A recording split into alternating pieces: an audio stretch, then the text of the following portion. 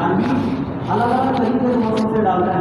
کبھی یہ کہے گا کہ اپنی ذرا عبادت کی ذرا باہر جانا ہے، پھر اندر آ کر بیٹھ عبادت کرتے ہیں. بلکہ عبادت جتنی ہو اتنی کرو، کیونکہ شیطان نہیں چاہتا کہ حضرت آدم علیہ السلام کی اولاد کو بخشش اللہ تعالیٰ دے دے. کیونکہ اگر یہ بخش دیا اللہ نے تو اس کا تو شیطان کو کیا ہوگا؟ پچھتاوا ہوگا. کیونکہ وہ محنت کس چیز کے لیے کر رہا ہے؟ تاکہ ان تمام انسانوں کو جہنم کے اندر لے جایا جا سکے. کیونکہ شیطان نے اللہ تعالیٰ سے یہ کہا تھا کہ میں آپ کے بندوں کو کہاں سے بہکاؤں گا؟ دائیں بائیں سب جگہ سے بہکاؤں، مگر اوپر کی جگہ چھوڑ. گویا ہم اللہ کے سامنے ہاتھ اٹھائیں گے تو اللہ کی رحمت آئے گی.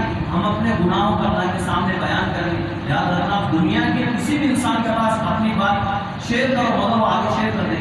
مگر اللہ ایک ایسی ذات ہے کہ جس کے سامنے آپ کوئی بھی بات رکھو، اللہ تعالیٰ کسی کے سامنے اپنی بات کو ظاہر نہیں کریں گے. کیوں؟ کیونکہ اللہ تعالیٰ نے بلایا اس کے لیے.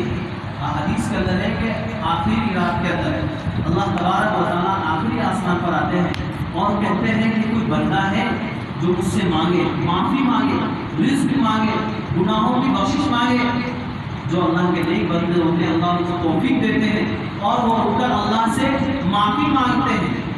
حضرت ابوبکر صدیق رضی اللہ تعالیٰ عنہ سے آج کا صدر نے کہا کہ ابوبکر آپ آہستہ تلاوت کیوں کرتے ہیں؟ تو حضرت ابوبکر صدیق رضی اللہ تعالیٰ عنہ نے کہا کہ میں جس سے مناجات کر رہا ہوں، یعنی جس کو میں اپنا قرآن سنا رہا ہوں، اس اللہ نے میرا قرآن سن لیا ہے. یہ نہیں کہا اس کا سلام نے کہا آواز سے تلاوت کرو، بلکہ حضرت ابوبکر نے کہا کہ میں جس ذات کو اپنا قرآن سنانا چاہتا ہوں وہ ذات نے میرا قرآن سن لیا ہے. قرآن کریم کے اندر بھی ہے کہ جب لوگ اللہ تعالیٰ کو آواز سے پکارتے ہیں تو اللہ تعالیٰ نے آپ صلی اللہ علیہ وسلم نے کہا کہ اللہ تعالیٰ کو بہرے نہیں بلکہ آپ دل کے اندر بھی اللہ کو یاد کریں گے تو بھی اللہ تعالیٰ تمہارے دل کی پکار کو سننے والا ہے. کیونکہ اللہ تعالیٰ کی قدرت کاملہ حاصل ہے اور ہمیں کیا کرنا ہے؟ عبادتیں کرنا ہے. اللہ تعالیٰ سے دعائیں مانگنا. اپنے گناہ کی حضرت باتوں کی اپنی کتاب کے اندر بات کو نہ دکھائیں کہ اللہ تعالیٰ نے جو شب برات رکھی رمضان سے کچھ موقع پہلے رکھے. اگر ہم کسی شادی کے اندر جائیں گے، کسی بادشاہ کسی آدمی کے پاس جائیں گے تو ہم نہا دھو کر جاتے ہیں، صاف ہو کر جاتے ہیں، پاک صاف ہو کر جاتے ہیں، ایک بار بخون آ جاتے ہیں. تو ایسے ہی اللہ نے یہ رات رکھی ہے کہ اس رات کے اندر تم گناہوں کی معافی مانگو، میں تم کو پاک صاف کر دوں گا. کیوں؟ کیونکہ ہمارا جو مہینہ آ رہا ہے رمضان کا، یہ رحمتوں کا مہینہ آ رہا ہے.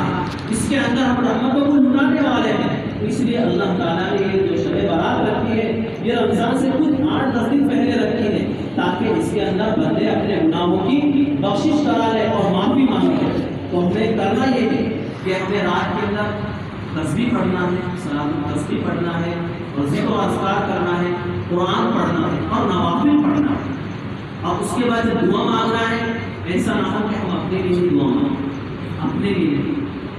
اگر ہم کسی دوسرے کے لیے دعا مانگ رہے ہیں تو فرشتے کیا دعا کرتے ہیں کہ اللہ اس نے اس کے لیے دعا مانگی تو اللہ اس کے حق میں اس سے پہلے فیصلہ کرتا ہے. ہمیں اپنے بھائی، دوست، احباب، والدین اگر جا چکے ہیں تو ان کے لیے بھی دعا کرنا ہے اور اگر حیات ہے تو بھی ان کے لیے دعا کرنا ہے کہ اللہ ان کی عمر میں برکت دے. اور ایک اور روایت ملتی ہے، روایت یہ ہے کہ آپ صلی اللہ علیہ وسلم قبرستان تشریف لے جایا کرتے تھے. تو ہمیں یہ بھی کرنا ہے کہ ہمیں اپنے مردوں کے پاس بھی جانا ہے. مردوں کو بھولنا نہیں ہے بلکہ ہر حال میں یاد رکھنا ہے. وہ کہتے ہیں کہ جب آدمی اپاہج ہو جاتا ہے تب اس کو کیا معلوم ہوتی ہے؟ پیر کی قیمت معلوم ہوتی ہے. جب آدمی پیر سے چلنا معذور ہو جاتا ہے تب پیر کی قیمت معلوم ہوتی ہے. ایسے ہی جب انسان قبر میں جاتا ہے تب اس کو نیکی کی قیمت معلوم ہوتی ہے کہ نیکی کیا چیز ہے. ہم جو سبحان اللہ کہتے ہیں، اگر ہمارا ایک سبحان اللہ کہ اللہ نے اخلاص کے ساتھ قبول ہو گیا اور قبول کر لیا تو ہماری زندگی پار ہو گئی. کیونکہ قبر میں آپ جا کر دیکھو، قبرستان آپ جا کر دیکھو، ابھی آپ جائیں گے تو آپ ذرا تصور کرنا کہ آواز نہیں آتی، کسی کی آواز نہیں آتی. مردے خوش ہوتے ہیں کہ آج چلو آج ہمارے پاس کوئی آیا ہے پہنچانے کے لیے آئے.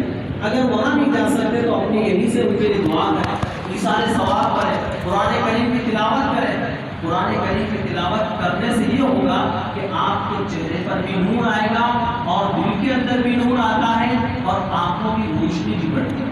تلاوت کے آداب میں سے یہ ہے کہ جب تلاوت کرو تو باادب ہو کر تلاوت کرو. ایسا نہ ہو کہ آپ تلاوت تو کر رہے ہیں قرآن کریم کی اور دوسرے سے بات نہیں کر رہے ہیں، بلکہ یہ نہیں، بلکہ ہم اس کا قرآن پڑھ رہے ہیں، اللہ تعالیٰ سے بات گویا ڈائریکٹ بات کر رہے ہیں. ایک ہوتا ہے کہ موسیقی کے ذریعے سے بات کرنا اور ایک ہوتا ہے کہ جا کر فیس ٹو فیس ان سے بات کرنا. قرآن کریم کی تلاوت کرنا گویا ایسا ہے کہ اللہ تعالیٰ سے ڈائریکٹ بات کرتے ہیں. اور اللہ تعالیٰ سے ڈائریکٹ بات کرنے کا طریقہ یہ نہیں ہے آپ کسی دنیا کے آدمی کے پاس جاؤ، کسی کے پاس بھی جاؤ، آپ سے کوئی آپ کے سامنے بات کر رہا ہے اور آپ نے ایک دوسرے کی بات میں دھیان دے رہے ہیں تو سامنے والا آپ سے بات نہیں کرے. کیوں؟ کیونکہ آپ اس کی بات کو دھیان سے نہیں سن رہے ہیں. ایسے ہی اگر تم دنیا والے لوگوں کی بے ادبی کرتے ہیں تو اللہ تعالیٰ کا قرآن اور تمام جگہوں کے قرآن سے افضل ہے. اللہ تعالیٰ کا قرآن کو اللہ تعالیٰ کی زبان ہے، گویا تو اللہ تعالیٰ سے کلام کر رہے ہیں. اب ہم اللہ تعالیٰ سے کلام کریں گے اور ہم لوگوں سے بھی بات کریں گے تو ادب ہوگا یا بے ادبی ہوگی؟ بے ادبی ہوگی. تو قرآن کریم کی ذکر کرو، کچھ بھی کرو، جب سوئی کے ساتھ کرو، اخلاص کے ساتھ کرو اور تنہائی میں رہ کر لائٹ بند کرو. وہ مراقبہ کراتے ہیں، ذکر کراتے ہیں تو ذکر اس کے لیے لائٹ بند کراتے ہیں اور تنہائی میں اس کے لیے بٹھاتے ہیں تاکہ ہمیں احساس ہو، ہم اپنا دل کا مراقبہ کریں کہ ہم نے زندگی کہاں گزار دی ہے، ہم نے زندگی کہاں گزار دی ہے. کہ ہم نے تو ابھی تک دنیا کے اندر اپنی زندگی لگا دی تھی، مگر ہمیں بھی جانا ہے ایک نہیں، کیونکہ ہمیں اس کی تیاری کرنا ہے. اس لیے ہمیں رات کے اندر جتنی ہو سکے اتنی عبادت کرنا ہے اور اس کے بعد جا کر سو جانا ہے. اور نوجوانوں سے یہ ہے کہ باہر چائے پینے کے لیے یا باہر چوراہے پر بھی نہ جائیں، کہیں ایسا نہ ہو کہ آپ کے وجہ سے حالات خراب ہو جائیں اور پوری بستی کا پریشان ہو. بھائی کریں گے اس پر عمل انشاءاللہ. اللہ تبارک و تعالیٰ توفیق عطا فرمائے. سبحان اللہ و بحمدہ.